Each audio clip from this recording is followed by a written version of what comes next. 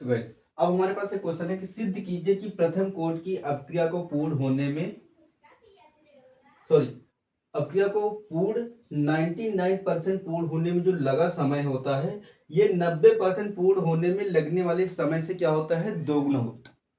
इस चीज को हमें सिद्ध करके दिखाना है। तो सबसे पहले हमको आना चाहिए प्रथम कोटि अपक्रिया का समाकलित वेग समीकरण। तो प्रथम कोटि अपक्रिया का समाकलित वेग समीकरण जो हमने आपको सिखा रखा है के बराबर होता है 2.303 log base 10 a upon a minus x, और यहां पर आपके पास हमने बताया था t। ये प्रथम कोटि अपक्रिया का समाकलित वेग समीकरण था।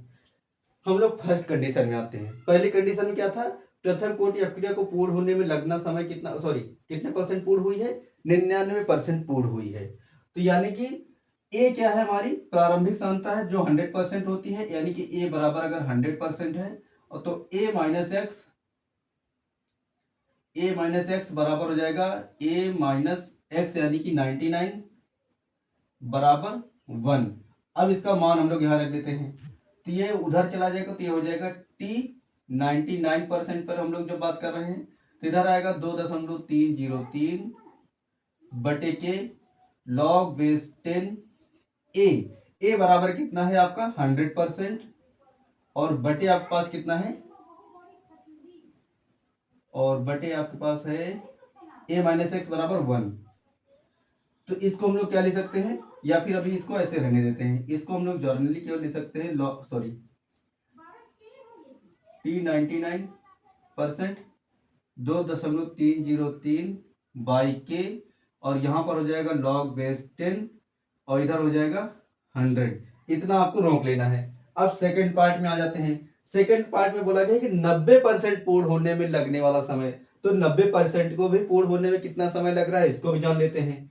तो इसके लिए ए बराबर तो आपको पता है कि 100% होता है, और ए माइनस एक्स बराबर क्या हो जाएगा, तो 100 माइनस 90 बराबर 10 बचेगा। तो फिर से फार्मूला हमारे पास क्या होता है, टी 90% बराबर हो जाएगा 2.303 बटे के, यहां पर लॉग बेस 10, ए हमारा 100 है और ए माइनस एक्स बराबर 10, तो 0 से 0 कट जाएगा। तो इधर हमारे पास है लॉग नहीं T99 90% बराबर 2.303 बटे के लॉग बेस 10 बचा है, लॉग बेस 10 और 10 बचा है। तो आप लोग इसको ऐसे निकाल सकते हैं, या फिर चाहे तो इसको थोड़ा और सॉल्व कर लेते हैं अगर आपको लॉग आता है। अगर लॉग नहीं आता तो इससे भी हम लोग काम बना लेंगे, लेकिन जैसे हम लोग ने मैथ पढ़ रखा है तो ये जो 100 है इसको हम लोग लिख सकते हैं T99% बराबर 2.303 बटे के, यहां पर हो जाएगा लॉग बेस 10। इसको हम लोग लिख सकते हैं 10 की पावर 2, क्योंकि 10 का वर्ग कितना होता है, 100 होता है। और फिर यहाँ पे एक फार्मूला बन गया लॉग m की पावर n बराबर क्या होता है, n log m।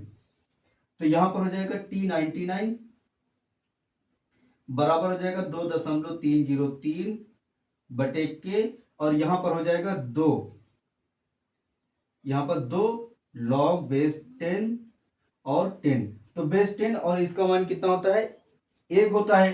तो ये इधर हो जाएगा T99 बराबर 2 गुणे 2.303 बटे के हो जाएगा जब T99 है। और T इधर जरा बात करें तो इधर T90 बराबर क्या हो जाएगा 2.303 बटे के, और इधर क्या हो जाएगा 1 हो जाएगा। तो ये T90 बराबर आ गया। तो अब अगर आप देखें तो T90 बराबर कितना है 2.303 बटे इतना, और T99 बराबर कितना है 2 गुणे इतना है। तो यानी कि हम लोग बोल सकते हैं कि जो लगने वाला समय हमारा था वो कितना हो गया है, 2 गुना हो गया है। ठीक, तो इसी तरीके से आप लोग प्रथम कोटि अपक्रिया के जो क्वेश्चन है उनको आप सॉल्व कर पाएंगे।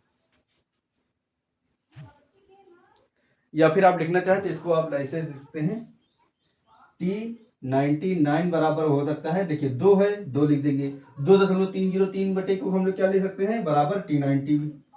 80-90%। और यही हमारा क्वेश्चन था कि हमें सिद्ध करके दिखाना है।